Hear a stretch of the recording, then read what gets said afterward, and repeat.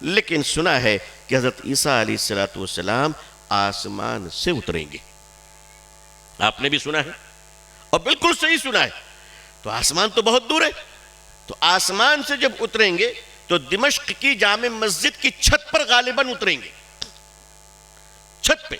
اچھا مسجد کے چھت پر اتریں گے تو چھت سے نیچے کا فاصلہ کتنا ہے بھائی؟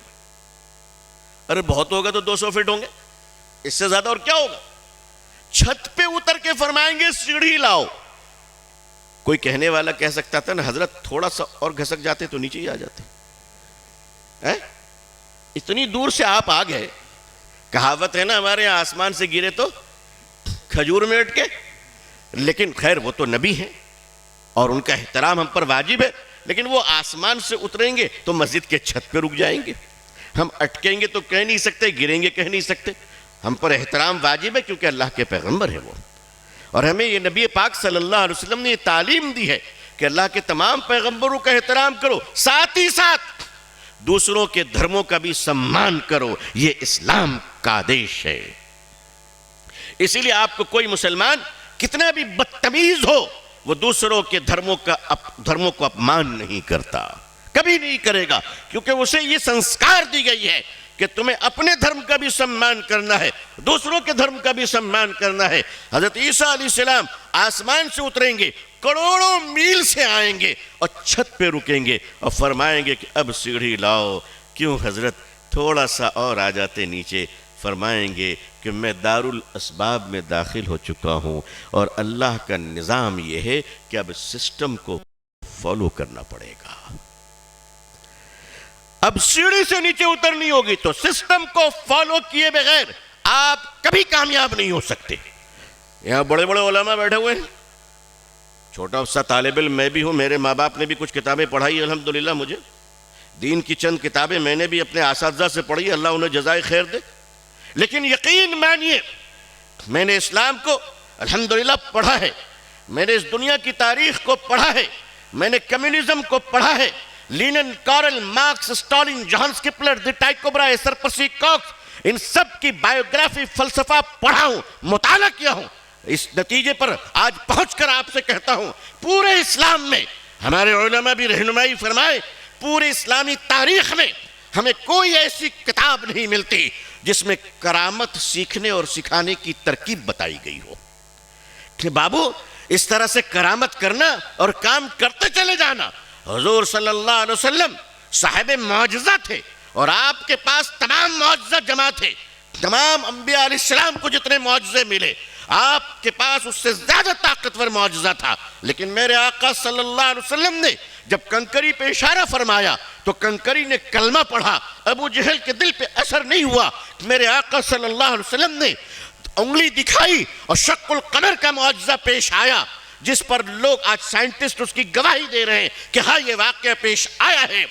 شق القمر, چاند 2 ٹکڑے ہو گئے مگر اہل مکہ ایمان نہیں لایا. حضور صلی اللہ علیہ وسلم کے معجزے کو دیکھ کر کفار ایمان نہیں لاتے تھے.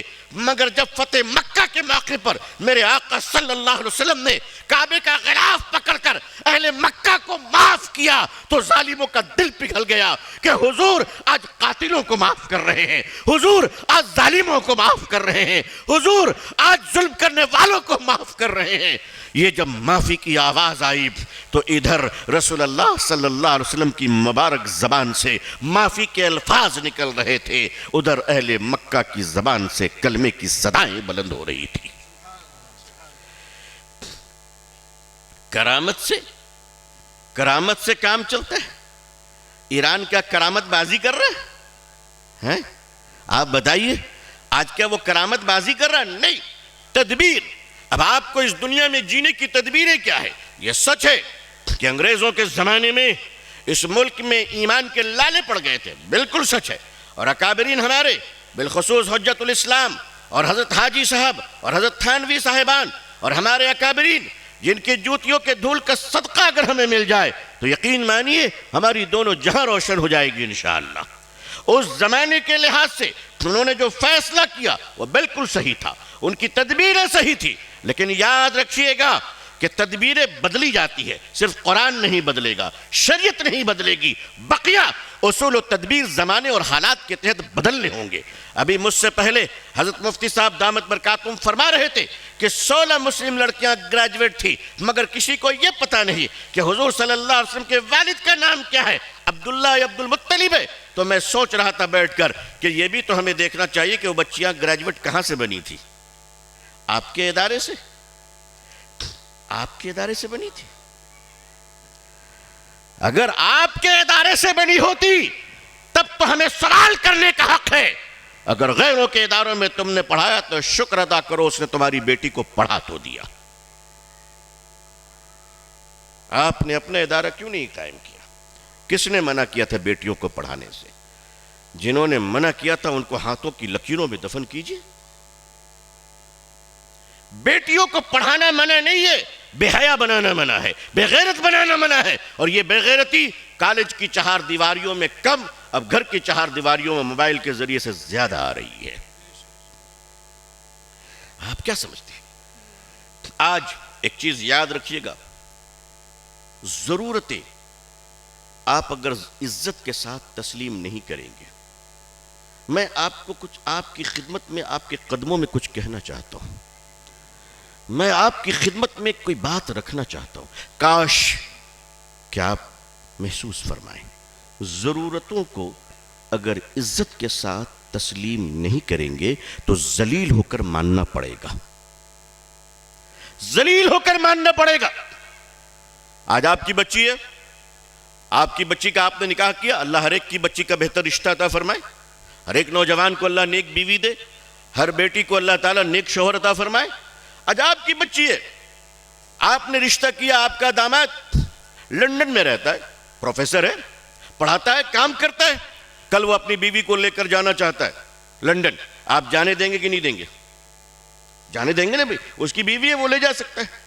اب جانے کے لیے کیا کرنا پڑے گا؟ پاسپورٹ بنوانے پڑیں گے۔